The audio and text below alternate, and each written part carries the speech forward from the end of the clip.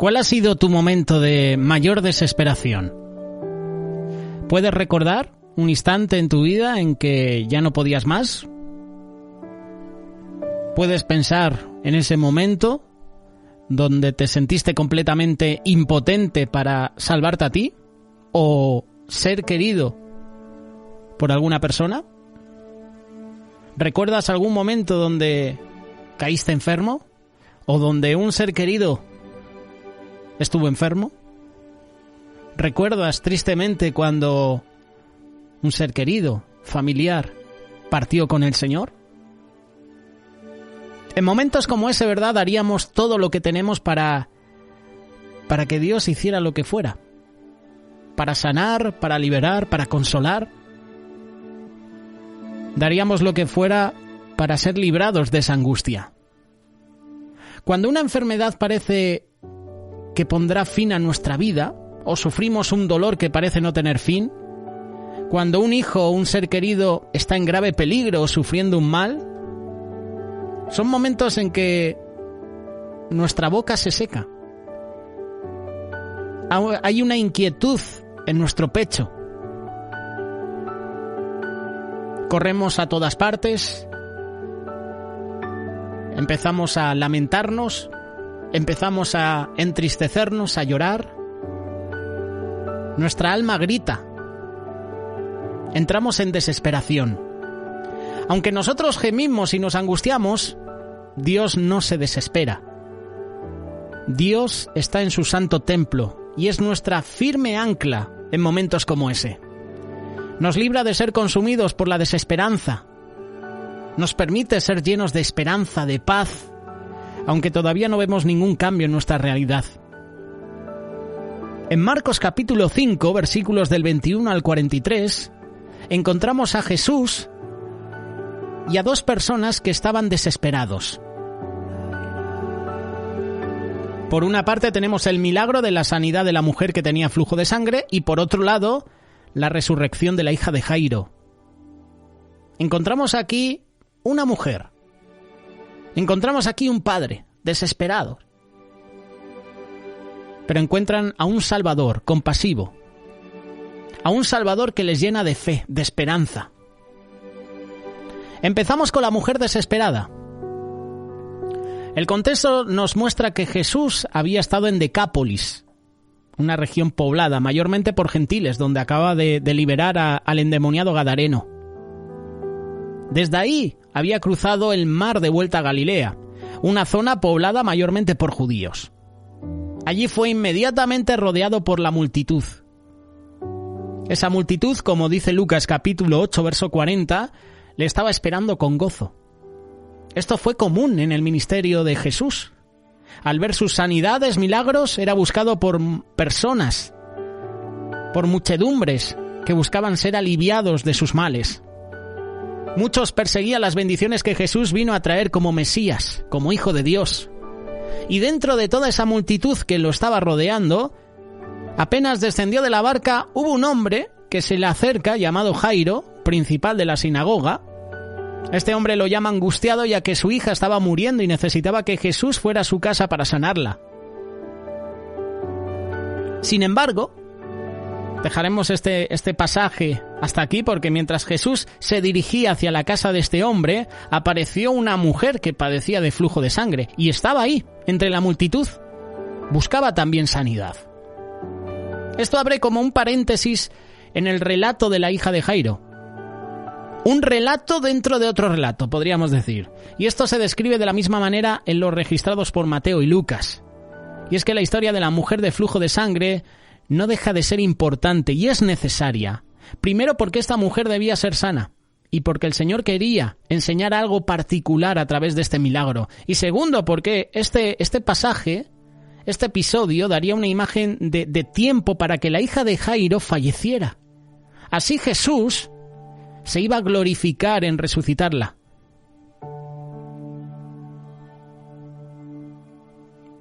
Nos vamos a concentrar en la mujer que padecía esta hemorragia.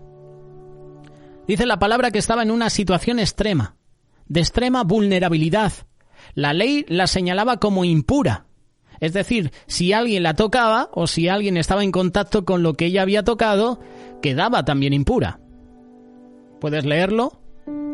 Levítico capítulo 15, versículos del 19 al 27. Te leo solo 2 versículos para ponerte en situación, porque relacionamos Levítico con este pasaje. Cuando la mujer tuviere flujo de sangre y su flujo fuera en su cuerpo, 7 días estará apartada. Cualquiera que la tocare será inmundo hasta la noche. Todo aquello sobre que ella se acostare mientras estuviera separada será inmundo.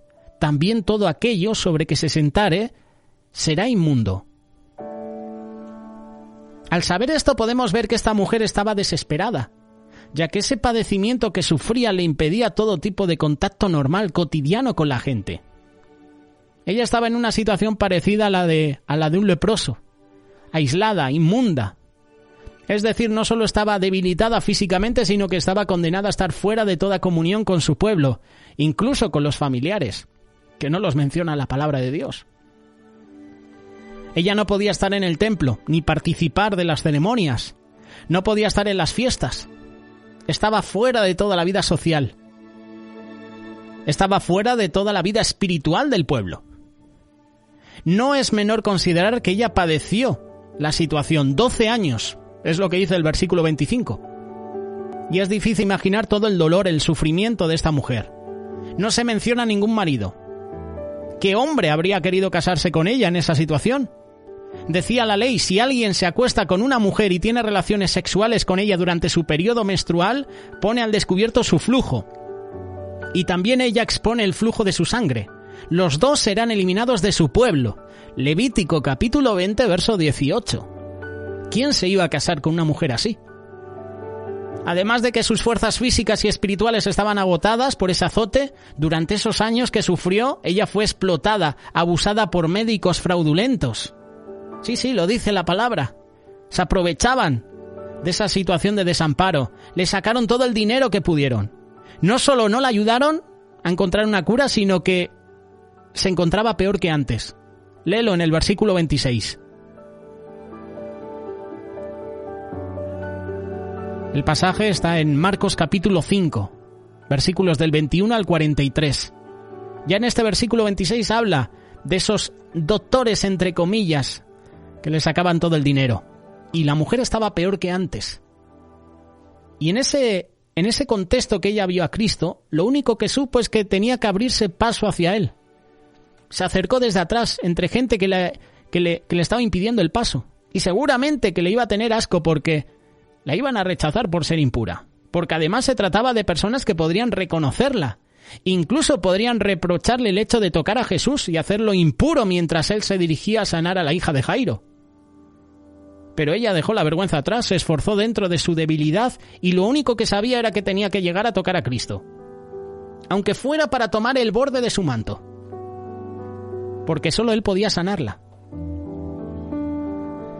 Esa debe ser también nuestra actitud. Debemos sobreponernos a todos los obstáculos, a toda esa multitud que nos rodea espiritualmente hablando, a todo aquello que se interpone entre nosotros y Jesús.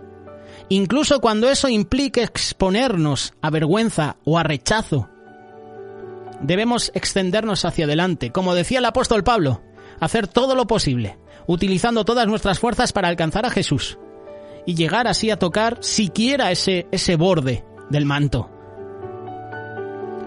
Cuando ella llega a Jesús, enseguida la fuente de su sangre se seca y sintió en el cuerpo que estaba sana de ese azote, versículo 29. Luego de 12 años de sufrimiento, debilidad, soledad, rechazo, humillación, por fin se sentía sana. Pero la cosa no termina aquí. Jesús se detiene y pregunta, ¿quién ha tocado mis vestidos? Versículo 30.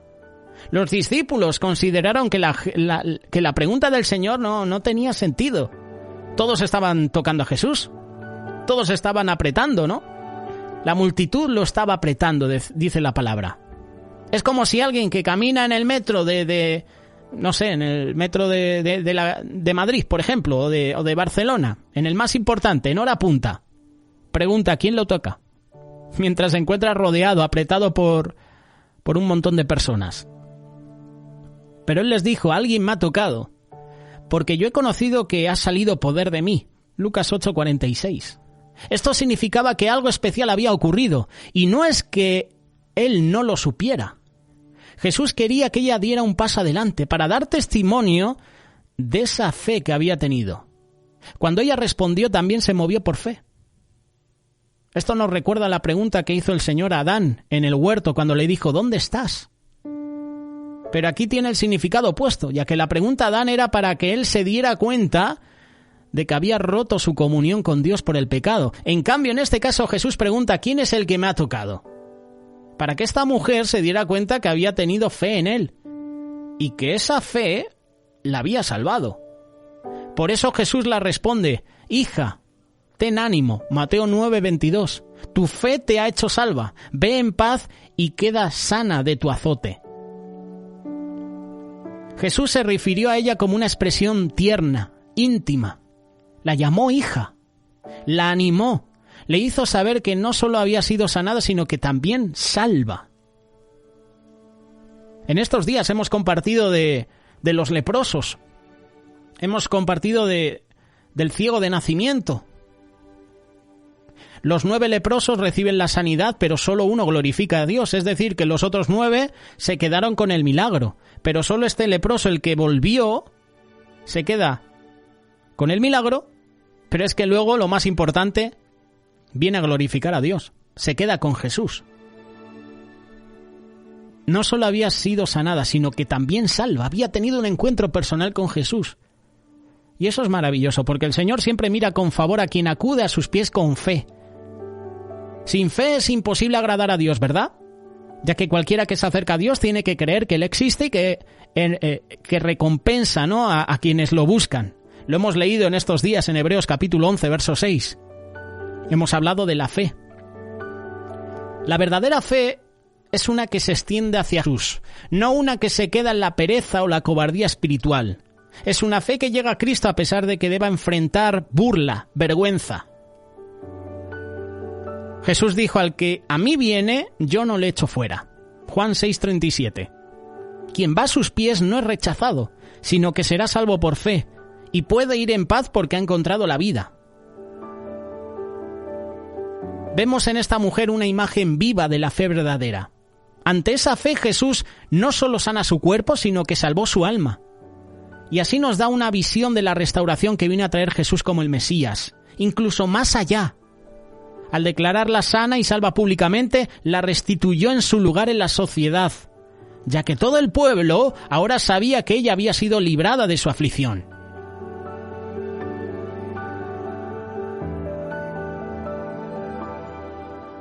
Hija, así la llamó Jesús. No solo había sido sanada, sino que también había sido salva. Este es el primer ejemplo. Esta mujer que desconocemos su nombre, la mujer de flujo de sangre, una mujer desesperada, que tuvo un encuentro personal con Jesús. Y luego tenemos a Jairo, un hombre desesperado. Mientras esto ocurría, Jairo probablemente estaba impaciente, ¿verdad? Porque Jairo es el que llama a Jesús. Y Jesús y Jairo se dirigen a la casa. Y en ese transcurso, en ese trayecto, es donde se produce la salvación y la sanidad de la mujer de flujo de sangre. Y yo me imagino a Jairo ahí, impaciente. Porque en esa época no llevaba reloj, pero seguramente lo estaría mirando. O el móvil. Nosotros sí que lo hacemos, ¿verdad? Cuando quieres hablar con el pastor, por ejemplo, o con una autoridad, y de repente la autoridad en ese momento se le cruza una persona, empiezas a mirar el reloj. Oye, está tardando, ¿no? Lo único que quería Jairo era que Jesús se fuera con él a ver a su hija. Y es posible que él viera como esto que se estaba produciendo era una interrupción. Y a veces así nos pasa.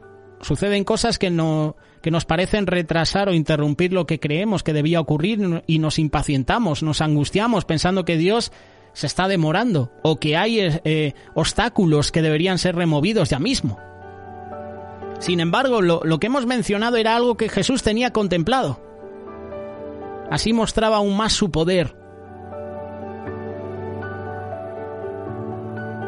El pasaje había comenzado mencionando a Jairo, señalando que era un principal de la sinagoga, versículo 22. Es decir, era alguien que ocupaba un puesto de importancia.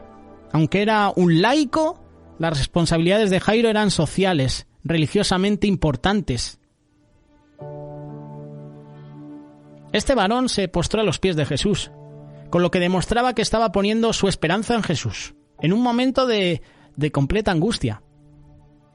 Así le rogaba al Señor que entrara en su casa, diciendo: mi hija, Lucas 8:42 dice, única, está agonizando, ven y pon las manos sobre ella para que sea salva y vivirá. Versículo 23.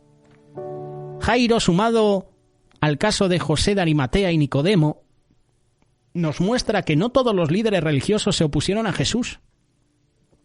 La mayoría sí que lo rechazó, pero Jairo, Nicodemo, José de Arimatea no lo hicieron. Por eso llama la atención que Jairo acudiera a Jesús, y no lo hizo en la noche, como hizo Nicodemo, a escondidas, por miedo, por temor a que le expulsaran de la sinagoga. Lo hizo a luz del día, rodeado de cientos de personas. Esto pasó también con Zaqueo, a luz del día. Incluso la gente criticaba a Jesús. ¿Cómo Jesús puede comer con un pecador? La gente podía pensar eso también. Además, Jairo sabía que aquel que tocaba a una mujer con flujo de sangre quedaba impuro, y eso es lo que había hecho Jesús. ¿Cómo podría sanar a su hija?, podía pensar Jairo. Debió tener fe en que Jesús no había sido afectado por la impureza de la mujer, sino que más bien fue él quien la hizo pura. Pero mientras Jesús todavía hablaba con la mujer, llegaron a avisar a Jairo que su hija había muerto, versículo 35, haciéndole ver que era mejor dejar que Jesús se fuera, porque no veían que él pudiera hacer algo para revertir esa situación. Y le dicen: Jairo, tu hija ha muerto. ¿Por qué molestas al maestro? Y esta es una pregunta que siempre ha estado en mi mente, en mi cabeza. ¿Por qué molestas al maestro? ¿Cuántas veces a nosotros nos han dicho también eso? ¿Por qué molestas al maestro? No con esas palabras, pero nos han dicho: ¿por qué sigues orando por tus hijos, por tus padres? ¿Por qué sigues orando por esto, por aquello? ¿Por qué la gente sigue orando por estos temas en específico? ¿Por qué la iglesia sigue orando por esta persona si es un caso perdido? Pero mientras Jesús estaba escuchando esta mala noticia que le daban a Jairo, Jesús le da la buena noticia. No temas, cree solamente. Versículo 36. Esas palabras fueron como un rayo de luz en medio de las tinieblas. Atravesaron el corazón de Jairo. Él debía tener fe en que Jesús podría salvar a su hija de la muerte. Y para eso debía creer que Jesús tenía poder sobre la vida y la muerte. Y que Jesús era dador de la vida, algo que solo Jehová puede hacer. Jairo todavía no había visto nada, no había ninguna prueba concreta ante él de que Jesús pudiera devolver la vida a su hija. Jairo fue impactado por la noticia de la muerte de su hija, y en medio de ese tremendo golpe debió decidir si creía en Jesús o no. Y en ese escenario en el que creyó en Jesús, y en eso precisamente consiste la fe. La fe es la certeza de lo que se espera, la convicción de lo que no se ve. Hebreos 11:1. La fe de Jairo se vio probada. No solo por el hecho de que su hija ya había muerto, sino porque cuando Jesús por fin llegó a su casa, quienes estaban allí estaban llorando. Incluso se burlaron del Señor. Muchas veces cuando parece estar naciendo la fe en una persona, el diablo puede usar las burlas, las reprensiones de gente cercana para hacerlos retroceder. En este caso, todo el entorno de Jairo se burló de Jesús, y él podría haberse sentido ridículo y desistir, pero siguió confiando en que Jesús podía salvar a su hija. Así también nosotros. Estamos llamados a creer en Jesús en medio de una sociedad que se burla, que blasfema, e incluso cuando nuestros familiares, vecinos y conocidos tengan palabras de desprecio, se mofen de nosotros. Llegará un momento en que lo veremos descender del cielo, y allí todas las bocas, allí toda la gente que se burlaba de Jesús se va a quedar con la boca abierta. Las bocas serán cerradas, mientras que toda fe en Cristo será confirmada y nuestra esperanza será consumada. ¿Tú te imaginas los que se burlan de ti? Como Noé. 120 años construyendo el arca, la gente se burlaba de él. ¿Qué? ¿Dónde está la lluvia, Noé? Y de repente llueve. ¡Oh! Se produce el diluvio. Pues imagínate la gente blasfemando contra Jesús, riéndose de nosotros, de nuestra fe, de nuestra creencia en Jesús, y de repente Jesús descendiendo de los cielos. Esas personas que lo criticaban, ¿ahora qué?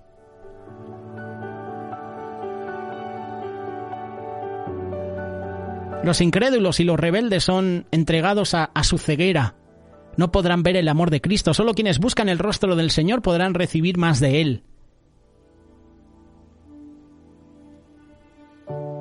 Ante la sola palabra de Jesús, al instante la muerte perdió todo poder. Ya no pudo retener a esa niña. Sus padres se espantaron. Lucas señala que estaban atónitos, Lucas 8:56. Y a veces ocurre así con nuestra fe.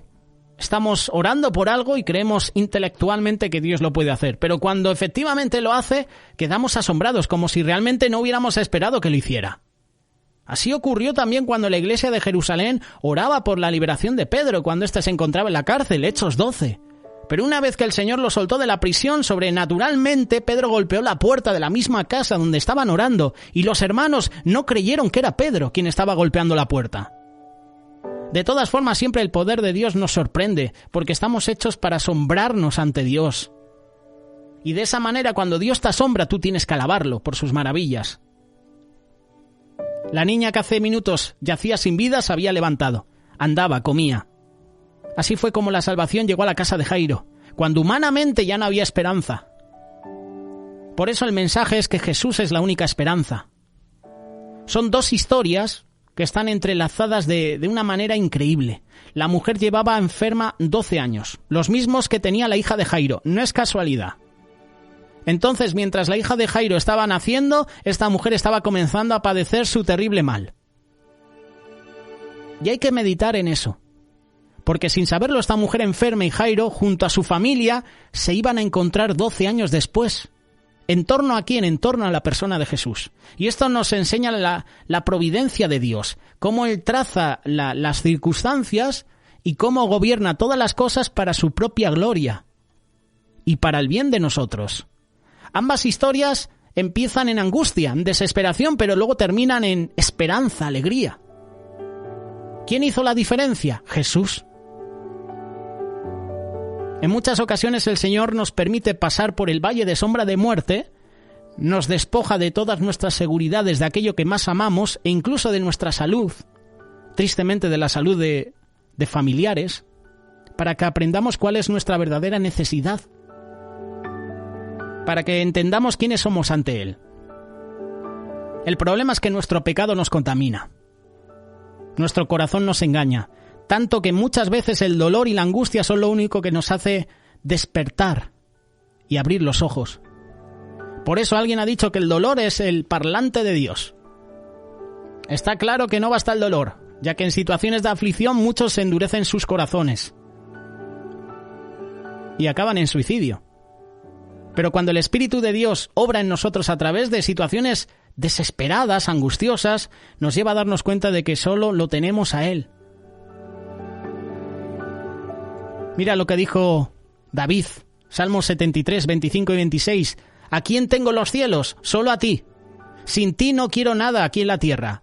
Aunque mi cuerpo y mi corazón desfallecen, tú, Dios mío, eres la roca de mi corazón. Eres la herencia que para siempre me ha tocado. Tenemos un Salvador que trata con nosotros. Y este pasaje nos revela la belleza, la gloria de Jesús.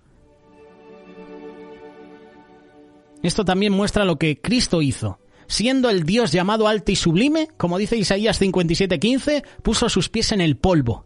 Vino a este mundo bajo el pecado y muerte y tomó nuestra impureza y nuestro pecado sobre sus hombros para vestirnos de su pureza, de su justicia. La mujer enferma y Jairo se acercaron a Cristo por un problema que los afligía hasta lo más profundo.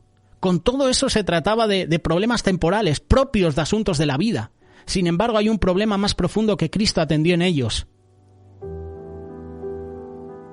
Sea cual sea nuestra condición social, edad, sexo, nacionalidad, todos nosotros estamos contaminados por el pecado. Somos impuros delante de Él. Al igual que la niña, estamos muertos en nuestros delitos y pecados. Separados de Cristo, vivimos ajenos de la vida eterna, de la vida verdadera, que solo se encuentra en Jesús. Separados de Él nos espera una tremenda condenación. ¿Conoces a este Salvador? ¿Conoces a Jesús? ¿Tocaste el borde de su manto? Si aún no le conoces, Él te llama hoy a venir a sus pies y vas a encontrar salvación. Él es el Salvador, ese Salvador compasivo que recibe a todo aquel que cree en su nombre. Y Jesús nos dice, ten ánimo, tu fe te ha salvado. Jesús te dice, no temas, cree solamente. Si ya conoces a este Señor, si ya conoces a Jesús, recuerda que estás llamado a seguir extendiéndote hacia adelante. Sigue predicando el Evangelio a toda criatura. Habla del amor de Jesús a otros. Jesús es nuestra esperanza. Él es nuestro Salvador. Créelo.